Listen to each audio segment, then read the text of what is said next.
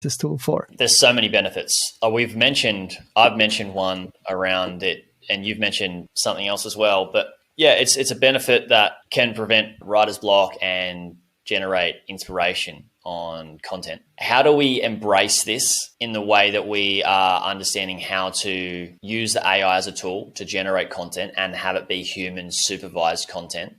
And how do we do this in a way that is going to be unique on the search engines and going to be valuable for our users, so it gets ranked? Yeah, that's a tough question overall. It's a long question because there's so many. I put so many inputs in it because what I'm good at now is just putting inputs into questions. Yeah, prompting. Prompting, yeah. Yeah. Well, I think the short answer would be unique selling point, right? What makes your content distinguished from your competitors? What makes it better? Okay. Is it additional data that you put in other than just content? Is it a video? Is it some other media? What is it? Okay. Other than that, which in some way touches upon unique selling point, is user intent.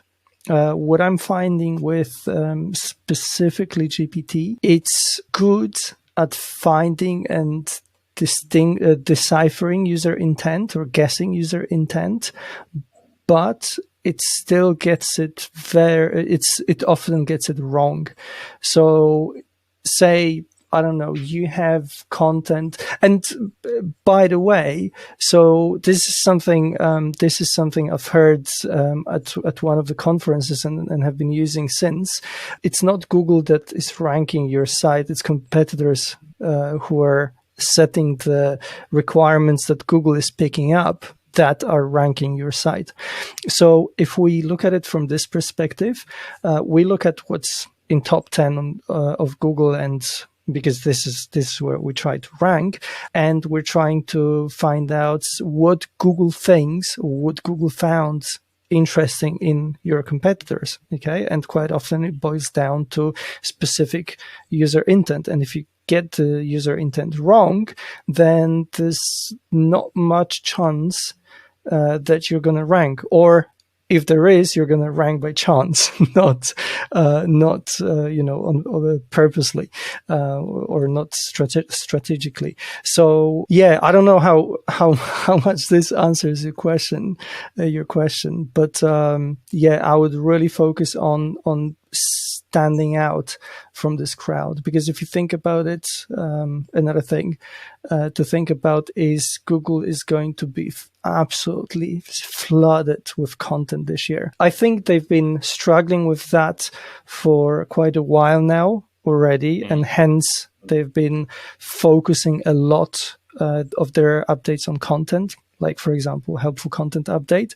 So I think they were already well aware of that problem. But since I think when the GPT get released, was it towards end of November, I think? Yeah. And within a week, they had 1 million users. So it's just crazy. Imagine how many of these people are pumping content onto their websites. Right. And by the way, we've seen case studies where websites were within months, based on AI generated content, within months they were ranking for like 1 million, like several hundreds of thousands of keywords, hitting like 4 million of traffic every month. And then after helpful content update, they went virtually down to zero almost. That shows you what happens when you're not really interested in having unique selling point or meeting user intent. You're just focusing on pumping out as much content as possible. Yeah, and it just comes back to a philosophy that I carry and like to teach, is that those people are looking for a shortcut and to try and get results very, very fast, and aren't prepared to play the long game, and they don't have the long-term vision or the long-term thinking, which is a philosophy that I like to use. They're doing all of this work for a short gain, and they're not really thinking about, is this going to stay ranked and stay valuable for people in years and years and years to come. So it's a shame. I think this is, and I'm just mentioning this because I think people should really consider what you're saying here, Rad, is that it's a great tool and you can get a lot of content out there very, very fast. But do you want to do that? Is that what's right for your users on your website? Is that what's right for the users of Google? Is that what's going to still provide value for many, many years to come in the pieces of content you put out there? Or is it that you're just playing a game to try and get as much content out there as fast as possible to get a quick result where you may actually not be setting yourself up for success? And I think if people use these tools in the right way, that you can make your content so damn valuable and so damn rich that people are going to refer to it and share to it and link to it, because you've got so much rich data and so many different talking points that you've gotten from prompts from using these AI tools, and you've instilled them into your content and you've humanized it and added context, added so much value in a way that it's so damn good that people are going to want to only continue to share it in years and years to come. That's the real powerful way to use the tools, I believe. Yeah, I totally agree, man.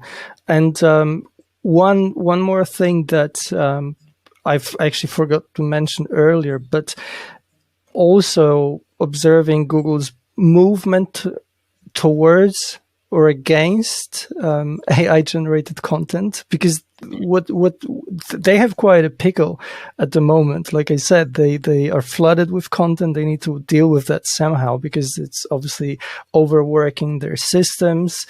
They have to scan a lot of additional data. They have to store a lot of the additional data, so it's messing up with their index. It's a nightmare. I feel sorry for Google's engineers now to deal with all of that. But I think, and I might sound like a fanboy of Google, but I think they're already doing a pretty decent job with all of that. However, what I'm trying to refer to, the change that they implemented, or the change that they announced in their search quality rater guidelines. So search quality raters are people whose job is to assess if the change in algorithm is good or bad. Okay. And Google has like a document that is, I think, like 134 or something pages long. So it's a hefty piece of content where they have all the rules for these assessors to follow. And this document, I remember when it was first leaked from Google, it was crazy. Google was going after people who leaked it and was going after everyone who was resharing it and stuff. But then Google made it available to people, to SEOs, to site owners, because they realized that following the rules that they have there is actually helping to make the web a better place and make websites better and content better. And now the latest iteration of that document, this always been a term called EAT, which stands for expertise, authoritativeness, and trustworthiness. But in the latest iteration, they added one more E at the beginning. So now it's EAT. And that added E is for experience. Okay, so basically what they're trying to say is make your content based on your experience, and we will favor it, let's say, right? They're trying to, it tells me that they're trying to train their systems, train their algorithms to be able to understand if you have the experience required to create that content, to make those claims that you're making that content and share this stuff. If we add this on top of unique selling point and everything else we've said just now, in terms of how to make your content better and stand out and play the long game, to share experience in your content, I think this is the cherry on the top that will allow you to thrive for much longer than all of these sites that are just trying to rank and bank. Love it. I love it. Yeah, we talk about EEAT with Kyle Roof in another podcast episode. And if you think about it from the user's perspective, content that is generated by somebody with experience knows how to humanize the content if they've used the assistance of AI, they know how to humanize the content, and they also know how to add context with their own experience, which means it's such a valuable piece of content. Because if I think about it the way, if I was to generate content, I wouldn't want to have to sit down and rack my brain and have writer's block, and I wouldn't utilize my energy towards just trying to think of ideologies and things to bring up in a piece of content for a specific keyword. I could then give that to a tool, and then I could use my valuable resources and my decisions on adding context to valuable points that have already been spat out. And I could make those points that much better and make the content that much more valuable than me just starting and writing it from scratch. But Google's going to want to ensure that that person who has the experience is the one that's supervising or editing, proofreading the content, at least before it goes out and goes live. So then that still changes the game on how content's created, because it's a combination of written, assisted by AI, rewritten by a content writer or the person with the experience, and or have that supervised by somebody with the experience if the person doesn't actually write it. As a community of content site owners have this thing where we want to have a shortcut, and we want to just get as much content out there as quickly as possible, because that's what we've been taught from Google 10 years ago.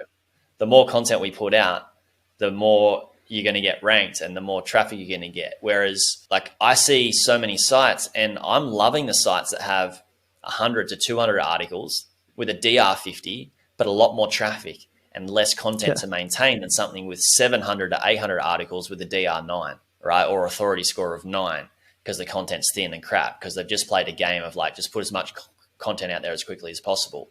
But those ones with the experienced people reviewing that content and putting it out there are the ones that are winning. And that makes that coupled with this AI tool, for me, makes it an exciting game if it's done right. So I wanted to ask you, how would you foresee a blog owner breaking down that process and hiring people or creating an SOP to get a piece of content generated that's very valuable coming from somebody that's got experience?